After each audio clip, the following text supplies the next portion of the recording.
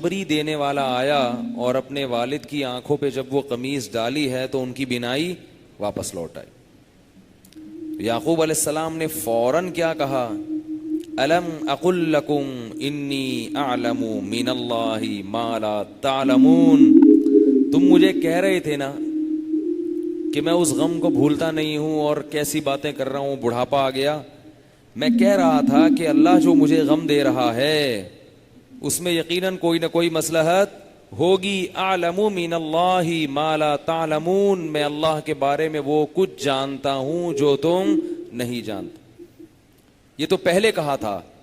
تو اب جب بینائی لوٹی ہے اور اس بیٹے نے آ کے خوشخبری دی کہ یوسف بادشاہ بن گئے ہیں, بنیامین بھی مل گئے ہیں, اور انہوں نے شاہی محل میں شاہی پروٹوکول کے ساتھ آپ کو بما اہل و عیال بلایا ہے, کتنی خوشی ہوئی ہوگی. تو فوراً اپنے بچوں سے کیا کہہ رہے ہیں, اپنے گھر والوں سے, اپنی فیملی سے, الم اقل لکم, میں نے کہا نہیں تھا تم سے پہلے, انی اعلم من اللہ ما لا تعلمون, میں اللہ کے بارے میں وہ کچھ جانتا ہوں جو تم نہیں جانتے. اب بیٹے سارے لائن سے کھڑے ہوئے ہیں گردن جھکا کے, ٹھیک ہے نا, اپنی حرکتوں پہ کیا ہیں, پشیمان. تو ابا سے کیا ہے کہ نہیں, یا ابانا استغفر لنا, اے ابا ہمارے لیے اللہ سے معافی مانگی, جرم کا احساس ہو گیا. قال سوف استغفر لکم ربی, باپ نے کیا کہا, میں عن قریب تمہارے لیے اپنے رب سے معافی مانگوں گا. یہ کیوں کہا عن قریب؟ اس کی علماء نے, بعض مفسرین نے حکمت بیان کی ہے کہ یعقوب علیہ السلام نے کہا کہ ان سے گناہ بہت بڑا ہوا ہے, تو رات کے آخری حصے میں اٹھ کے ان کے لیے اللہ سے, رات کے آخری حصے میں اٹھ کے ان کے لیے اللہ سے استغفار کروں گا. ویسے تو سوفا کا مطلب ضرور بھی ہوتا ہے کہ ضرور مانگوں گا, اور ظاہری مطلب کیا ہے, اس کام کے لیے میں مستقل اللہ کے سامنے نماز پڑھ کر گڑ گڑاؤں گا. اور کس وقت میں؟ رات کے آخری حصے میں, کیونکہ اس وقت دعائیں زیادہ قبول ہوتی ہیں. اللہ تعالیٰ فرماتے ہیں کہ قال سوف استغفر لكم ربی انہ هو الغفور الرحیم فلما دخلوا علی یوسف. یہ پورا قافلہ کہا جاتا ہے کہ تقریباً 90 افراد تھے, صرف یعقوب علیہ السلام کے بیٹے بہویں ملا کے. کتنے تھے معذرت کے ساتھ؟ یہ پیغمبروں کی سیرت ہے, فیملی پلاننگ والوں کی یہ سیرت نہیں ہے. اب آپ کی مرضی, یا ادھر چلیں یا پیغمبروں کی. پیغمبروں میں ہمیشہ سے خاندان ہوتے ہیں, بڑے بڑے خاندانوں میں پیدا ہوتے ہیں اور بڑے بڑے خاندان ہوتے ہیں ان کے. تبھی کہتے ہیں نا بندہ خاندانی ہے, خاندانی. 2 بچے ہوں تو پھر خاندانی ماندانی, پھر جب ان بچوں کی اولاد ہوگی تو ایک آدھ چچا بمشکل, ایک آدھ ڈھونڈنے سے کوئی پھپھی ملے گی, وہ بھی نہیں ملے گی. تو یہ بڑا نحوست ہے, یہ برکت نہیں ہے. برکت کس میں ہے؟ افراد میں, خاندان میں, فیملی میں. تو اب یہ پورے قافلے کو لے کے نکلے ہیں مصر کی طرف. فلما دخلوا علی یوسف آوا الیہ ابویہ, یوسف علیہ السلام نے استقبال کیا اور اپنے والدین کو اپنے ساتھ ٹھکانہ دیا تخت پر. وقال ادخلوا مصر ان شاء اللہ آمنین, اور فرمایا امن کے ساتھ اللہ نے چاہا تو مصر شہر میں داخل ہو جاؤ. اب یہ بنی اسرائیل تھے, یہ یعقوب کی اولاد کیا کہلائے گی؟ بنی اسرائیل. یہ سارے بنی اسرائیل تھے جو گاؤں سے نکل کے مصر شہر میں داخل ہو رہے ہیں عزت کے ساتھ. ورفع ابویہ علی العرش, تخت پہ اپنے ساتھ اپنے والدین کو بٹھایا. وخروا لہ سجدا, اس زمانے میں بادشاہ کو سجدہ کرنا جائز تھا. وہ سارے بھائی سجدے میں گر گئے. جیسے ہی وہ سجدہ کرنے لگے ہیں یوسف علیہ السلام کے سامنے, تو یوسف علیہ السلام نے فوراً اپنے والد سے کہا, یا ابتی ھذا تأویل رؤیای من قبل, یہ ہے میرے اس خواب کی تعبیر جو میں نے پہلے دیکھا تھا. خواب آیا تھا نا, سورج اور چاند اور 11 ستارے سجدہ کر رہے ہیں. تو یہ ہے اس خواب کی تعبیر. وقد احسن وقد جعلہ ربی حقا, میرے رب نے اس خواب کو پورا کر دکھایا. آگے کیا فرمایا؟ وقد احسن بی اذ اخرجنی من السجن, میرے رب کا صرف ایک یہی احسان نہیں ہے میرے اوپر. اب دیکھو, باپ اور بیٹے کی جب ملاقات ہوئی ہے, والدین کی اور بیٹے کی ملاقات ہوئی ہے, ہم اور آپ ہوتے تو داستان غم شروع کر دیتے, دکھڑے سنانا شروع کر دیتے کہ مجھے کنویں میں پھینک دیا تھا, وہاں سے نکالا, میں دم گھٹ رہا تھا کنویں کے اندر, پتہ نہیں کتنے ٹائم پڑا رہا, وہاں سے پھر مصر کے بازاروں میں غلاموں کی طرح فروخت ہوا. ابا میری اس حیثیت کو مت دیکھو, یہ تو ابھی ہوں, ماضی دیکھو سارا ٹینشن میں گزرا ہے. یہ بھی تو کہہ سکتے تھے نا, یہ بھی تو کہہ سکتے تھے, سارا ماضی ٹینشن میں, مجھ میں جیل بھیج دیا, مجھ پر جھوٹی تہمتیں لگی ہیں, تہمت میں بری ہو گیا, مگر بادشاہ نے پھر بھی کیا کر دیا؟ جیل بھیج دیا, اور کئی سالوں تک جیل میں پڑا رہا ہوں. سفارش کی, کسی کو خواب کی تعبیر بتائی, پوری ہوئی, اس نالائق نے بھی مجھے یاد نہیں رکھا, پھر جیل میں پڑا رہا ہوں. یہ تو اب جا کے آخری حصے میں اس وقت ہوا. نا نا نا نا نا, غم کا کوئی تذکرہ نہیں, اور اللہ کے جتنے احسانات تھے وہ سارے بیان کیے جا رہے ہیں. اس لیے یاد رکھو, دین کی زندگی اختیار کیے بغیر آپ کو سکون کے علاوہ سب کچھ مل سکتا ہے. کیونکہ بے دین آدمی جس کی اللہ پہ نظر نہیں ہے, جو اللہ کو نہیں مانتا, وہ ہر وقت وہ کامیاب لائف کے لیے نا وہ کہے گا مجھے کوئی پریشانی نہ پہنچے زندگی میں, اور دنیا میں ایسا کوئی شخص نہیں ہے جسے پریشانی نہ ہو. تو یوسف علیہ السلام خوش ہو رہے ہیں, فرما رہے ہیں وقد احسن بی, میرے رب نے ایک احسان تو یہ کیا کہ اس خواب کی تعبیر کو پورا کر دکھایا. وقد احسن بی اذ اخرجنی من السجن, اس وقت بھی احسان کیا تھا جب مجھے اس نے جیل سے نکلوایا تھا. حالانکہ ڈلوایا بھی تو اللہ ہی نہیں تھا, بلکہ اللہ نے تو خود کہا کہ ہم نے یوسف کی دعا قبول کی, عورتوں کے شر سے بچا کے ان کو جیل میں ڈال دیا. لیکن اس کی نسبت نہیں ہو رہی, کیونکہ جیل میں تو بہت سے لوگ جاتے ہیں, نکلتے وہ ہیں جن پر اللہ کا فضل ہوتا ہے. وقد احسن بی اذ اخرجنی من السجن, اس وقت بھی احسان کیا جب اس نے مجھے جیل سے نکالا. وجاء بکم من البدوی, اور ابا آپ پر اور آپ کی اولاد پر بھی اور مجھ پر یہ بھی احسان کیا کہ میرے پورے خاندان کو گاؤں سے اٹھا کے شہر میں لے آیا. اچھے پہلوؤں کو دیکھا جا رہا ہے, آزمائش کے پہلوؤں پہ پردہ ڈالا جا رہا ہے, اس کا تذکرہ نہیں کیا جا رہا. آج ہم ذرا سے پریشان ہوتے ہیں تو اللہ کی ساری نعمتیں ایک طرف, یہ بھی نہیں ہے, یہ بھی نہیں ہے میرے پاس, یہ بھی نہیں ہے. بھائی تیرے پاس جو ہے وہ تو بتانا کم از کم. جو چیزیں نہیں ہوتی ان کا تذکرہ کرتے رہتے ہیں اور ناشکری کرتے رہتے ہیں. نبی صلی اللہ علیہ وسلم نے فرمایا دنیا میں اپنے سے کمتر کو دیکھو. اگر آپ لیاری میں رہتے ہو تو ناظم آباد والوں کو مت دیکھو, آپ مچھر کالونی والوں کو دیکھو کہ ان سے اچھے ہو. ناظم آباد میں رہتے ہو تو ڈیفنس کو مت دیکھو. کس کو دیکھو؟ اورنگی ٹاؤن کو دیکھو. اور اگر ڈیفنس میں رہتے ہو تو یورپ اور امریکہ والوں کو مت دیکھو, کچی آبادیوں کو دیکھو کہ وہ کیسے رہتے ہیں.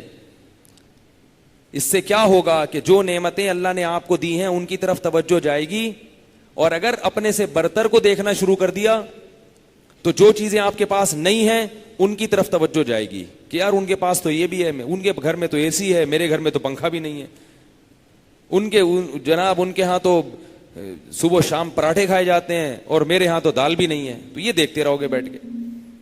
تو یوسف علیہ السلام کہہ رہے ہیں وقد احسن بی اذ اخرجنی من السجن, اس وقت بھی مجھ پر احسان کیا جب اس نے مجھے جیل سے نکلوایا. وقد احسن بی اذ اخرجنی من السجن وجاء بكم من البدو من بعد ان نزغ الشیطان بینی وبین اخوتی, اور یہ سب اس وجہ سے ہوا کہ شیطان نے میرے بھائیوں کے دل میں میری نفرت ڈال دی تھی. دیکھو جب ایک دفعہ بھائیوں کو معاف کر دیا تو اب ان کو تانا نہیں دے رہے نسبت کدھر کر رہے ہیں؟ شیطان پر. اس کمبخت نے یہ کام کیا. اچھے بھلے بھائی محبت والے, لیکن بھائیوں کو لڑوا دیا کس کمبخت نے؟ شیطان نے. شیطان کو تو جتنا برا بلا کہو, اس کا تو کام ہی یہی ہے, اس پہ ڈال دیا. یہ نہیں کہہ رہے انہوں نے کیا, انہوں نے. ابا یہ سب کچھ کس کی وجہ سے ہوا ہے؟ آپ کی وجہ سے نہیں, ایک مثال دے رہا ہوں. وہ سب کچھ کس کی وجہ سے ہوا ہے؟ ان کی وجہ سے. نا نا نا, جب لا تثریب علیکم اليوم کہہ دیا بھائیوں کے کہ معاف ہے, تو معاف کا مطلب کیا ہوتا ہے؟ ختم, بھول جاؤ. من بعد ان نزغ الشیطان بینی وبین اخوتی, شیطان نے میرے اور بھائیوں کے درمیان نفرت ڈال دی تھی. آگے کہہ رہے ہیں ان ربی لطیف لما یشاء, واقعی میرا رب بڑا باریک بین ہے, کیسے پلاننگ کرتا ہے, کیسے آزمائشوں سے گزار کے نوازتا ہے, کیسے ناکامیوں کے نقشوں میں کامیابی کی راہیں کھولتا ہے, دکھاتا کیا ہے اور سوچتا کیا ہے, اس کا پلان کیا ہوتا ہے لیکن دکھا کیا رہا ہوتا ہے. ہم اس کی حکمتوں کو نہیں سمجھتے تو ہم ظاہر بین ہوتے ہیں, ظاہر پرست ہو کے ہم اللہ سے شکایتیں شروع کر دیتے ہیں, لیکن ہمیں نہیں پتا ہوتا کہ ان ربی لطیف. اللطیف کہتے ہیں بڑا باریک بین, بڑے خفیہ طریقے سے کام کرنے والا, بگڑی بنانے والا. اس طرح سے ان ربی لطیف لما یشاء, بے شک میرا رب لطیف ہے اس شخص کے لیے جس کے لیے چاہتا ہے. اب اللہ سے شکر میں دعائیں مانگ رہے ہیں تاکہ اس حکومت اور بادشاہت اور اس دولت اور اس عزت میں اللہ سے غافل نہ ہو جائیں. کیونکہ اگر آپ کوئی نیکی کریں, اس نیکی کے عوض میں بھی جب اللہ نوازتا ہے, تو جب اللہ نواز دیتا ہے تو پھر لوگ سب سے پہلے اللہ کو بھول جاتے ہیں, پھر بھول جاتے ہیں. بادشاہت مل گئی, سب کچھ مل گیا, اب کہاں اللہ بھائی. تو اس لیے اللہ سے دعا مانگ رہے ہیں ربی قد آتیتنی من الملک, اے اللہ تحقیق تو نے مجھے یہ بادشاہت عطا کی ہے, وعلمتنی من تأویل الاحادیث, تو نے مجھے خوابوں کی تعبیر سکھائی ہے, فاطر السماوات والارض, تو آسمانوں کا پیدا کرنے والا اور زمین کا پیدا کرنے والا ہے, انت ولی فی الدنیا والآخرہ, حقیقی دوست صرف اور صرف اور صرف تو ہی ہے میرا, دنیا میں بھی اور آخرت میں بھی. تیری دوستی مجھ سے ختم نہیں ہونی چاہیے. انت ولی فی الدنیا والآخرہ توفنی مسلمن, اے اللہ جیسے اب تک تو نے فرما برداری میں رکھا ہے, میری موت اسی حال میں آنی چاہیے. ایسا نہ ہو کہ بادشاہت اور حکومت میں پڑھ کر تجھ سے غافل ہو جاؤں. توفنی مسلمن, موت مجھے دینا اس حال میں کہ تیرا فرما بردار ہوں, تجھ سے غافل نہ ہو جاؤں. دیکھو انبیاء ڈر رہے ہیں کہ یہ ایسا نہ ہو یہ حالت سلب ہو جائے ہم سے. جس کو یہ خوف نہیں ہوتا نا کہ میں کہیں دین سے ہٹ نہ جاؤں, تو وہ دین سے ہٹ جاتا ہے. یہ یاد رکھو, جب یہ ڈر ہوتا ہے نا کہ کہیں یہ نعمت مجھ سے چھن نہ جائے, تو پھر یہ نعمت چھنتی نہیں ہے. اور جو بے فکر ہو کے بیٹھ جاتے ہیں کہ یار اللہ نے سیدھے راستے پہ چلا دیا, بس اب تو ٹھیک ہے نا, اب کیا ضرورت, تو یہ اس کی علامت ہوتی ہے کہ ان کو اس نعمت کی قدر ہی نہیں ہے. جس کی جیب میں سونے کے بھاری بھرکم سکے رکھے ہوں, کتنی ہی سیکیورٹی کیوں نہ ہو, وہ ہر وقت ڈرتا رہے گا کہ میری جیب سے یہ کوئی پیسے نکال نہ لے. آپ بینک سے 1 کروڑ روپے کی گڈی لے کے نکلے, آپ کو پتا ہے کسی کو پتا ہی نہیں کہ میری جیب میں پیسے ہیں, پھر بھی آپ ڈرتے ہو کہ نہیں ڈرتے؟ پیچھے مڑ کے دیکھو گے, اللہ سے دعا بھی مانگو گے, اے اللہ بچا لے. اور آلتو جلالتو آئی بلا کو ٹالتو, جو ہم بچپن میں پڑھتے تھے, ہمارے جب ایک ٹیچر آتے تھے نا بڑے سخت تھے, تو ہمیں کسی نے بتایا تھا کہ آلتو جلالتو آئی بلا کو ٹالتو پڑھا کرو. ہم پڑھتے رہتے آلتو جلالتو آئی بلا کو ٹالتو. تو اگر آپ بچے ہوگے تو آلتو جلالتو آئی بلا کو ٹالتو پڑھو گے, کچھ بھی منتر پڑھو گے, درود شریف پڑھو گے, پھونکے مارو گے, پیچھے مڑ مڑ کے دیکھو گے. اور اگر یہ گڈی ڈبل ہو گئی تو آلتو جلالتو 100 دفعہ پڑھو گے, ٹھیک ہے نا, اور ڈبل ہو گئی تو 200 دفعہ پڑھو گے. خطرہ لگا رہے گا ہر وقت, حالانکہ کوئی چھیننے والا نہیں ہے. تو جس کے پاس ایمان کی نعمت ہوتی ہے, اسے پتا ہے کہ اس کے بغیر میں جنت میں نہیں جا سکتا, اور اسے پتا ہے کہ ایمان اور اعمال صالحہ سے بڑی کوئی دولت نہیں ہے, کیونکہ یہ وہ دولت ہے کہ جو جنت میں لے کے جائے گی آپ کو, اور مجھے, اللہ کرے ہم سب کو لے جائے. تو یہ وہ دولت ہے. تو جس کو پتا یہ اتنی قیمتی دولت ہے, اور ایک ڈاکو مستقل پیچھے لگا ہوا ہے, آپ کی جیب میں ڈالر کی گڈی ہے, آپ کو پتا ہے کہ علاقے میں امن ہے, کوئی چھیننے والا نہیں ہے, پھر بھی مڑ مڑ کے دیکھو گے کہ بھائی حالات کا کچھ پتا نہیں ہے. اور اتنی قیمتی دولت ایمان کی, اور پتا ہے کہ شیطان مستقل پیچھے لگا ہوا ہے, وہ دلوں میں وسوسے بھی ڈالے گا اسلام کے خلاف, وہ اپنے نمائندوں کو بھی چھوڑے گا آپ کا ذہن خراب کرنے کے لیے, وہ آپ کو ہر طرح سے ورغلائے گا دین سے ہٹانے کے لیے. تو ایسی صورت میں کیسے اطمینان سے انسان بیٹھ سکتا ہے بھائی, اور یہ تسلی کر لے کہ مجھے کچھ نہیں ہونے والا, میں جیسا ہوں ویسا ہی رہوں گا اور اچھا ہو جاؤں گا مستقبل میں جا کے. لوگ توبہ کیوں نہیں کرتے؟ کہتے ہیں کر لیں گے مستقبل میں. او بھائی آپ کو تو توبہ کر کے ڈرنا چاہیے کہ کہیں ٹوٹ نہ جائے مستقبل میں, اور آپ نے کی نہیں ہے اور امیدیں لگا کے بیٹھے ہو کہ مستقبل میں کر لوں گا میں. تو اب یوسف علیہ السلام کیا دعا مانگ رہے ہیں؟ اللہ تو نے ایمان اور اعمال صالحہ کی توفیق دے دی, تو میرا دوست ہے, توفنی مسلمہ, اے اللہ مجھے فرما برداری میں موت دینا, مسلمان بنا کے, مسلم بنا کے. وَأَلْحِقْنِي بِالصَّالِحِينَ, اور نیک لوگوں میں مجھے لاحق کر دے. کیا مطلب؟ اے اللہ دنیا میں صرف اکیلا میں ہی نیک نہیں ہوں غامدی کی طرح, دنیا میں بہت, آج کل اس پہ آیا ہوا ہے وبال غامدی کا, پتہ نہیں ہر تھوڑی دیر میں میری, وہ کہتا ہے میں کسی کو نہیں مانتا. انبیاء ہمیشہ یہ دعوت دیتے ہیں کہ اللہ جتنے دنیا میں مسلم ہے نا, مجھے بھی ان میں ایک ادنا فرد بنا دے. حالانکہ انبیاء سب سے افضل ہوتے ہیں, لیکن تواضع کہ اللہ بہت سارے تیرے فرما بردار ہیں تو مجھے بھی ان لوگوں میں شامل کر لے. اور جو یہ کہتے ہیں نا میں مجھے پتا ہے باقی سارے ایسے ہی ہیں, اس کا مطلب اسے نہیں پتا. جب بھی کوئی آدمی نمایاں ہونے کی کوشش کرے, پرومیننٹ ہونے کی کوشش کرے کہ میں ہوں, مجھ سے پوچھو, مجھے سب پتا ہے, باقی میں کسی کو نہیں مانتا, میں قرآن حدیث کے خود سمجھتا ہوں, یہ سارے مفسرین سارے محدثین میں کسی کو فالو نہیں کرتا, اس کا مطلب وہ سارے کیا تھے؟ وہ مسلم نہیں تھے, وہ اللہ کے نیک نہیں تھے. تو پہلی دفعہ پیدا ہوا ہے دنیا میں نیک میں. بہت بڑی کثرت ہے مسلمانوں کی, ایمان والوں کی, جو ہر دور میں نیک ہوتی چلی آئی ہے, اور یہ کسی دور میں ختم نہیں ہوگی. اگر برے ہوں گے تو نیک بھی ہوں گے, بہت بڑی تعداد میں ہوں گے, کیونکہ نبی نے یہ نہیں فرمایا کہ نیک لوگ ہر دور میں ہوں گے, فرمایا بہت بڑی تعداد میں ہوں گے. اس کی دلیل یہ ہے کہ حدیث میں آتا ہے ظاہرین علی الحق, حق پر ان کا غلبہ رہے گا, حق ان کے ہاتھ میں ہوگا. غلبہ کا مطلب کیا ہوتا ہے؟ پاور ہوگی ان کی, پتا چلے گا, یہ اپنا وجود ہوگا. یہ نہیں کہ چار آدمی کھوکھرا پار میں ایک جماعت المسلمین کی مسجد ضیاء الدین ہاسپٹل کے قریب, اس کو غالب نہیں کہتے, باقی دنیا میں پتہ ہی نہیں, پتہ ہی کوئی نہیں, ٹھیک ہے نا, باقی دنیا میں کوئی ہے ہی نہیں. تو یہ اہل سنت والجماعت ہیں, ائمہ کو فالو کرنے والے, جو حرم میں بھی ہیں, مصر میں بھی ہیں, بہت بڑی تعداد میں, ترکی میں, ہندوستان میں, پاکستان میں, ایسے غالب رہیں گے.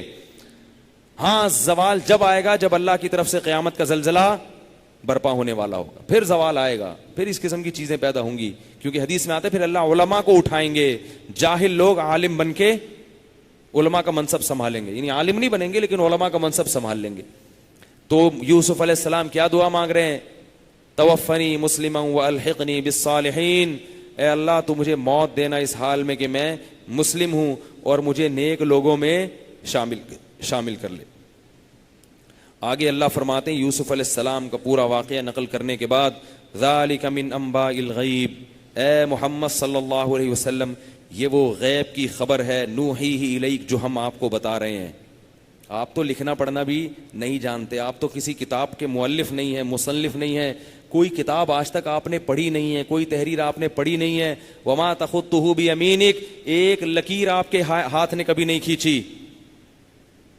لیکن کیسا دلکش واقعہ, پورا الف سے لے کے یا تک واقعہ سنا دیا. فرمایا وما کنت لدیہم اذ اجمعوا امرہم وہم یمکرون, اے محمد اس وقت آپ ان کے پاس موجود نہیں تھے جب بھائیوں نے مل کے فیصلہ کیا تھا کہ یوسف کو کنویں میں ڈالیں گے, اور وہ یوسف کے خلاف مکر کر رہے تھے, کچھ بھی آپ کو معلوم نہیں تھا. وما كنت لديهم اذ اجمعوا امرهم وهم يمكرون وما اكثر الناس ولو حرصت بمؤمنين. اس واقعے کو سن کے ان سب کو آپ کی نبوت پر ایمان لانا چاہیے تھا, خاص طور پہ یہودیوں کو اور عیسائیوں کو, کیونکہ یہ واقعات ان کی کتابوں میں ہیں, آپ نے ان کی کتابیں نہیں پڑھی, اور عربوں کا یہود و نصارہ سے کوئی لنک بھی نہیں تھا ایسا علمی. لیکن فرمایا اس کے باوجود اکثر لوگ اس وقت جو دنیا میں اکثریت ہے وہ آپ پر ایمان نہیں لائے گی، اگرچہ آپ کتنی ہی حرص کر لیں. تو اس کی وجہ یہ نہیں ہے کہ آپ کی دعوت میں کمزوری ہے. کیوں؟ فرمایا وَكَأَيٍّ مِّنْ آيَةٍ فِي السَّمَاوَاتِ وَالْأَرْضِ يَمُرُّونَ عَلَيْهَا وَهُمْ عَنْهَا مُعْرِضُونَ. ایک یوسف کا واقعہ نہیں ہے، یہ تو زمین اور آسمان کی سینکڑوں نشانیاں ہیں جنہیں یہ صبح و شام دیکھتے ہیں مگر پھر بھی اللہ پر ایمان نہیں رکھتے. آج بھی سینکڑوں نشانیاں نظر آتی ہیں ہمیں اللہ کی. تو یہ یوسف علیہ السلام کا واقعہ ہے، قرآن نے بیان کیا. پھر آگے اللہ نے اس آخری رکوع میں فرمایا ادعو الی سبیل ربک بالحکمت والموعظۃ الحسنہ. اے محمد صلی اللہ علیہ وسلم، آپ لوگوں کو حکمت اور بصیرت کے ساتھ دعوت دیتے رہیے، حکمت اور بصیرت کے ساتھ دین کی طرف دعوت دیتے رہیے. اللہ خود جانتا ہے کہ کون سیدھے راستے پہ آنا چاہتا ہے اور کون گمراہی کے راستے پہ چلنا چاہتا ہے. تو یہ تو یوسف علیہ الصلاۃ والسلام کا واقعہ تھا. اس میں بہت سارے اسباق ہیں، میں نے بہت مختصر بیان کیا ہے، ورنہ اس میں ایک ایک واقعے میں ایک ایک جز میں کئی کئی علمی نقطے نکلتے ہیں. لیکن اگر میں وہ بیان کرنے بیٹھوں گا تو ہماری ساری 10 راتیں اسی میں ہی گزریں گے. وہ باقی انبیاء کے واقعات جو بہت اہم ہیں وہ رہ جائیں گے. تو اب یوسف علیہ الصلاۃ والسلام کا جو پورا قبیلہ تھا وہ کہاں چلا گیا؟ مصر میں. تو بنی اسرائیل جو اسرائیل کی اولاد تھی، حضرت یعقوب کی اولاد، وہ کہاں چلی گئی؟ مصر میں. اب مصر ایک بڑا زبردست ملک تھا، بنی اسرائیل کی وہاں بڑی عزت ہو گئی. یہ مسلمان تھے، ان کی آبادی بڑی بہت تیزی کے ساتھ. سب یعقوب علیہ السلام کی اولاد میں تھے، یہ سب یعقوب علیہ السلام کی اولاد تھی. تو آبادی بڑی ان کی تیزی کے ساتھ، اور ان کے پاس حکومت بھی آ گئی تھی. آہستہ آہستہ وہی ہوا جو دوسری قوموں کے ساتھ ہوتا ہے. لیکن دوسری قوموں میں جو ظلم ہوتا تھا وہ شرک پھیلتا تھا. اس قوم میں شرک نہیں پھیلا، لیکن بدعمالیاں پھیلنا شروع. جیسے مسلمان قوم میں بہت سے لوگوں میں شرک نہیں ہے.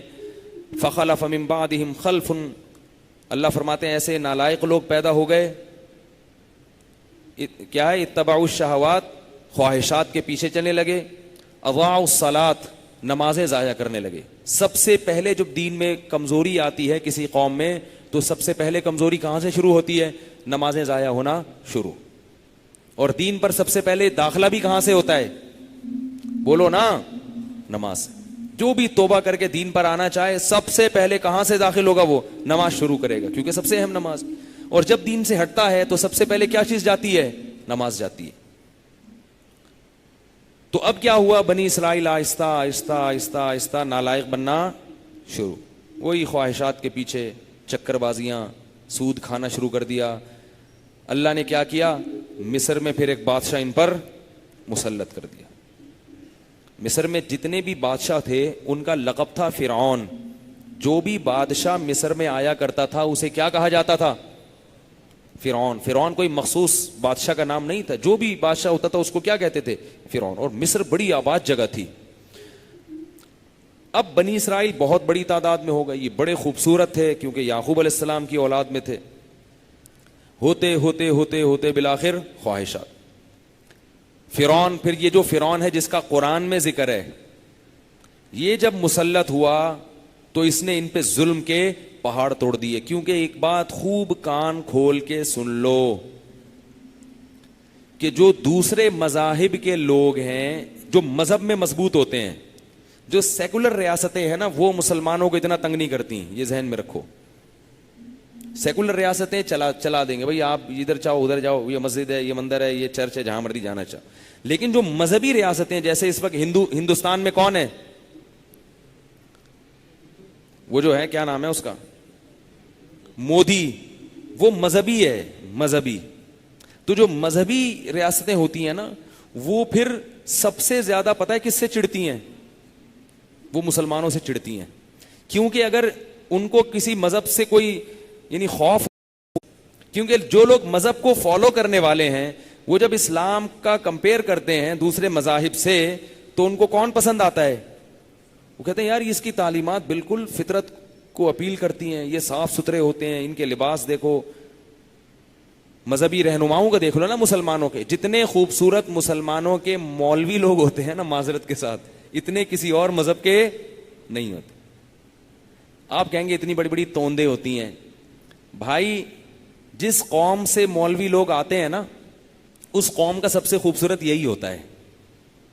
آئی بات سمجھ میں؟ اس گاؤں میں جا کے دیکھ لیا کرو، جو نہیں ہے مولوی ان کی توندے ان سے بھی دگنی ہوں گی. بات آ رہی ہے سمجھ میں؟